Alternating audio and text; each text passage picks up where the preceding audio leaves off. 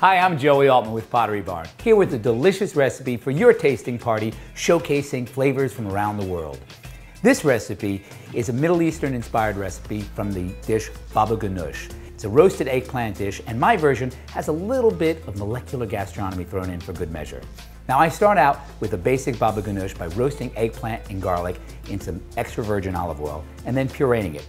So I use the globe eggplant here, and I simply just cut it in 4 lengthwise. And I just coat it with olive oil, salt and pepper, and then I take some garlic, slice it up, sprinkle it over it, put it in a 350-degree oven for about 15-20 minutes until the eggplant gets nice and brown. Let it cool, and then a spoon simply is able to go in there and just scrape all that beautiful eggplant.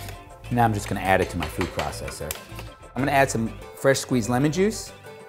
If you got one of those plastic lemons with the little green cap, not a fresh lemon. Fresh taste comes from a fresh lemon. And now I'm gonna add some salt, some freshly ground black pepper, and then finally some extra virgin olive oil. All right, and I'll put the lid on, and we can puree. Now a really cool texture component of this dish is fried garlic chips. Let me show you how I make those.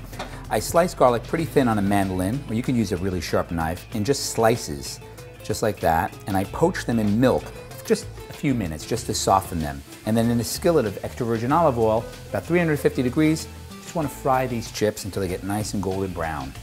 Keep stirring them so they don't burn, but as you see, they cook nice and gently and slow because that milk has removed a lot of the sugar from the garlic chips, making them possible to crisp up like this. So now our garlic chips are done. I'm just going to spoon them off into this strainer here. And now, in the same oil, I'm going to fry these julienne red onion. So you want to cook these until they get nice and golden brown, almost like the color of tobacco. All right, great. So now I'm just going to pull these out here, put them into this bowl. Okay, now I'm ready for my final component, which I think is the coolest part. Okay, so this is where the little bit of molecular gastronomy comes into play.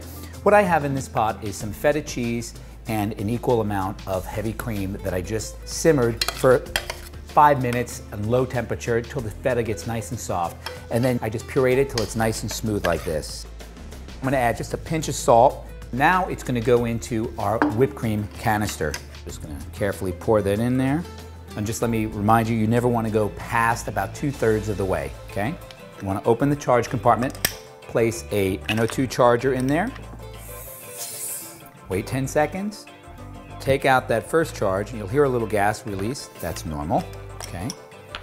And then I'm going to add the second charge. The reason I do this is because the viscosity of the cream and feta is so thick that it really works better with 2 charges. Now, one of the last garnishes for this baba ghanoush platter is a flatbread called Lavash. Now, you can buy this in the store already made, or you can find a recipe, make it yourself, but it's pretty readily available. And I just take the plain Lavash, brush it with extra virgin olive oil, and then sprinkle some zaatar, which is a Middle Eastern spice made from dried thyme and sesame seeds, and then some sumac, which is a Middle Eastern spice that has a very lemony flavor. It's delicious.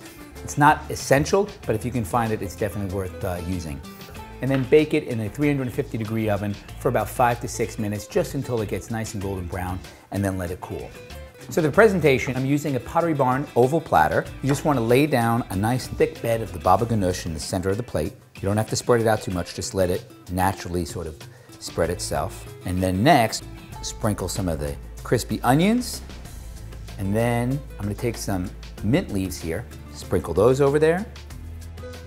And then Feta Mousse, like that. Okay. And then I'm going to cover that with our garlic chips. And then a little bit of the zaatar around the outside, as well as some more of the sumac.